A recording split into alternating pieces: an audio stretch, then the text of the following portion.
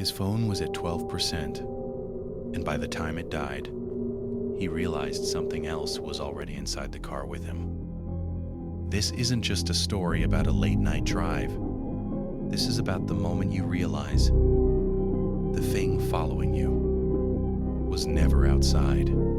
So whatever you do, don't stop watching, because what he saw might already be behind you. Don't stop here. A true Jay's phone battery was at 12%. The number glowing faintly in the dark like a warning he didn't feel ready to face. The screen lighting up his tired eyes before he locked it and tossed it onto the passenger seat. The low battery icon felt too symbolic to ignore, like everything in his life was draining at the same time. Rent overdue, job hanging by a thread, texts piling up from people he didn't have the energy to respond to. It was all too much, and staying inside his small South Boston apartment had started to feel suffocating, like the walls were slowly pressing inward.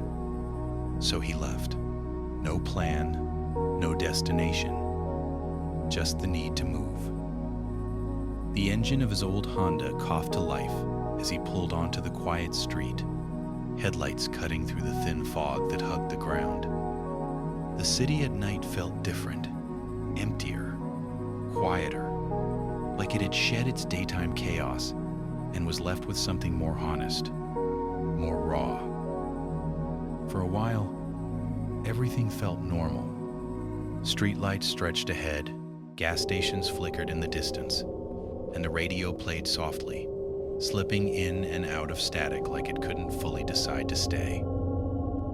Jay tapped the steering wheel absent-mindedly, letting his thoughts drift, trying not to think too hard about anything. That's when the GPS voice interrupted, calm and mechanical, telling him to take a turn he didn't remember seeing before.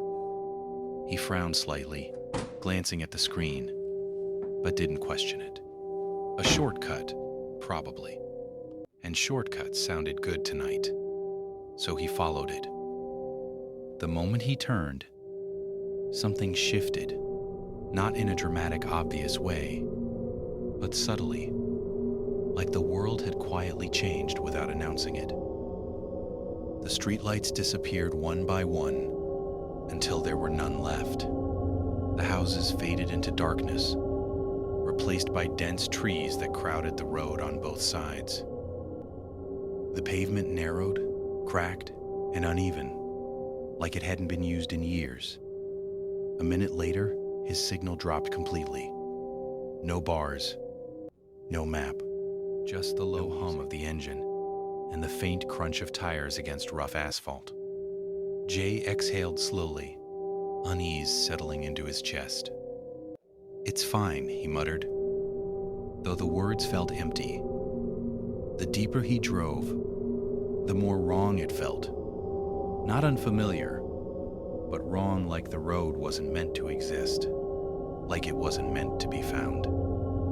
His grip tightened slightly on the steering wheel. His eyes fixed ahead as the trees leaned inward, their shadows stretching unnaturally under the headlights.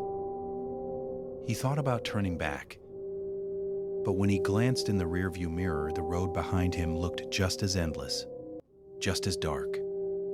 So he kept going, because stopping felt worse, because turning around felt like admitting something he couldn't explain. And then he saw her, standing directly in the middle of the road, illuminated by his headlights like she had been placed there deliberately. Jay slammed the brakes hard, the car skidding slightly before stopping just a few feet away from her. His heart pounded violently, adrenaline hitting him all at once. She looked young, around his age, maybe early 20s, wearing a thin white dress that didn't match the cold, her bare feet planted on the asphalt. Her hair hung loosely around her face, completely still, like the air itself had stopped around her. Jay leaned forward slightly, confusion mixing with concern. "Hey, are you okay?" he called out, his voice uneven. No response. She didn't blink, didn't move. Instead, she tilted her head slightly, her gaze drifting past him, like she was focused on something behind him. A cold unease crawled up his spine instantly. Without thinking, he reached down and locked the doors. Click. The sound echoed too loudly in the silence. That's when she finally spoke, her voice soft but clear. "Don't stop here." Jay frowned. "What?" he asked. But before he could say anything else, before he could even process what she meant, she was gone. Not walking away, not running. The road ahead was empty again, like she had never been there at all. Jay froze, his breath catching in his throat, his mind scrambling for logic that didn't exist. He blinked hard, scanning the trees, the road, the darkness. But there was nothing. No movement. No trace. Panic rose fast and sharp, his instincts screaming at him to leave. To get out now. He didn't argue. He hit the gas, the car lurching forward as he sped down the road, his breathing uneven. He didn't look back. Because something deep inside him told him if he did, he wouldn't be alone. At first, it was just the silence that got to him.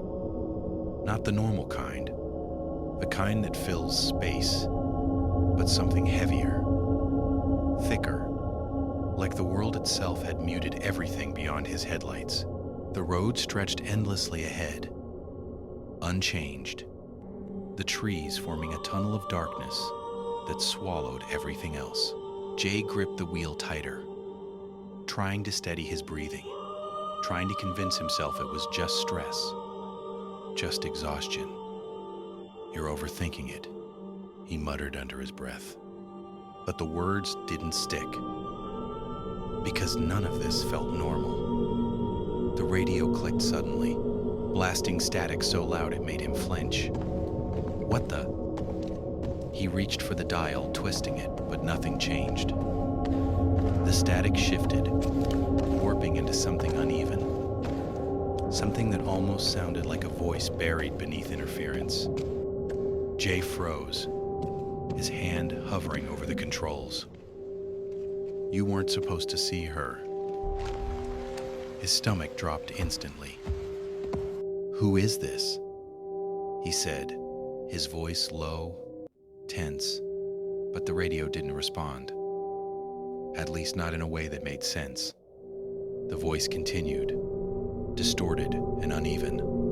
"She's not the one you should be afraid of." The words barely had time to settle before something slammed violently against the back of the car. The impact jolted him forward, a loud metallic bang echoing through the frame. Jay's heart jumped into his throat as he glanced at the rearview mirror. At first, nothing. Just darkness swallowing the road behind him. Then, movement. Something pulling itself upward, gripping the edge of the car, climbing onto the roof. No. Jay pressed harder on the gas, the engine roaring as the car sped up. But the road didn't change. It didn't end. It didn't open. It just kept going. The thing on the roof shifted, dragging its weight across the metal with a scraping sound that made his teeth clench. Then came the scratching. Slow at first. Nails, or something like them, raking across the surface in long, jagged lines. Jay's breathing became uneven, panic rising uncontrollably. The radio cut out suddenly. Silence. Then, his own voice filled the car. "Don't stop here." Jay froze, his blood running cold. That wasn't possible. He hadn't said that. Not like that. The tone was wrong. Too calm. Too controlled. Like a warning recorded from somewhere else. The car shook violently as something slammed down on the roof again, followed by a sharp crack cracks spreading across the windshield. Jay flinched as fractures branched outward, distorting his view.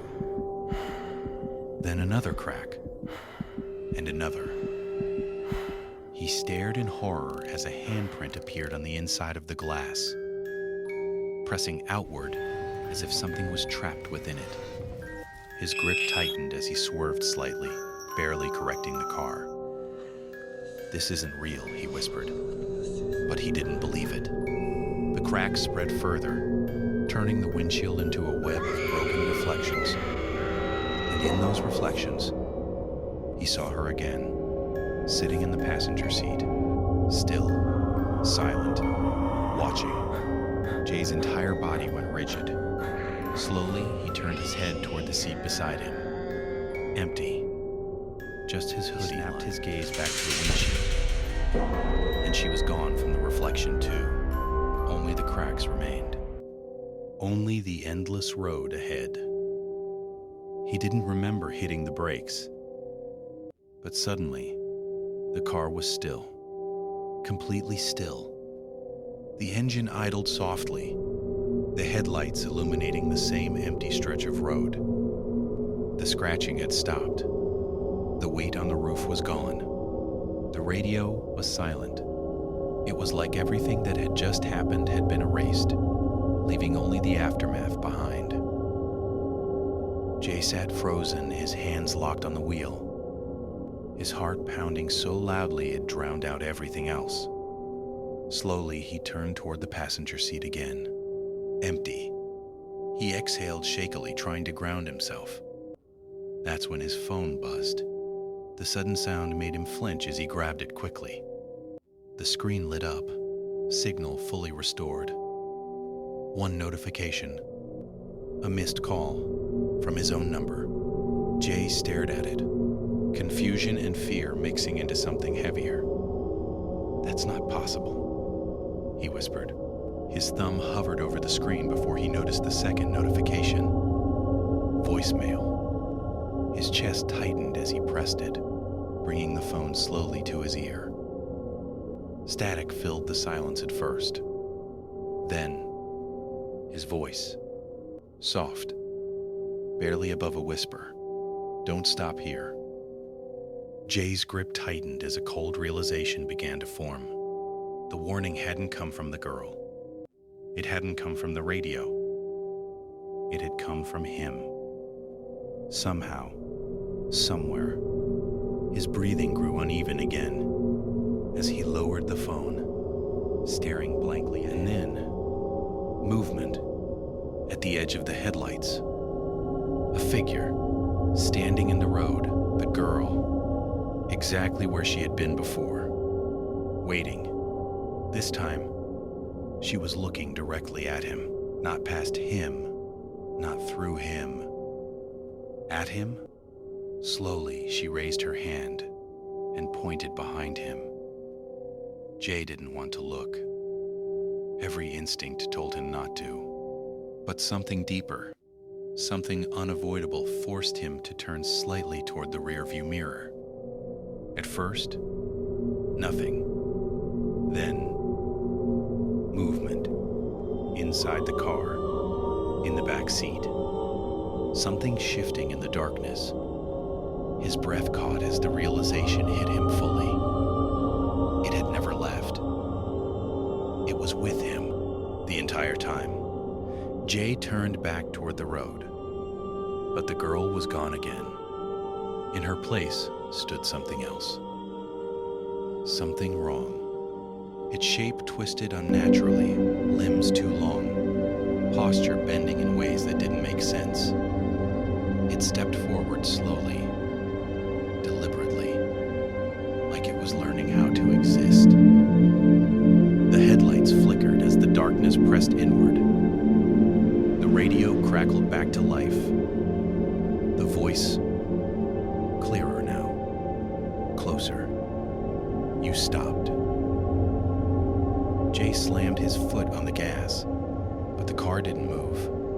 The engine roared, but the tires stayed locked, like something was holding them in place. Panic surged through him as he looked around desperately. Then his phone buzzed again. Another voicemail. Same number. Same time. He pressed play with shaking hands. His voice again. Urgent now. If you hear this, don't stop. No matter what you see, just keep driving.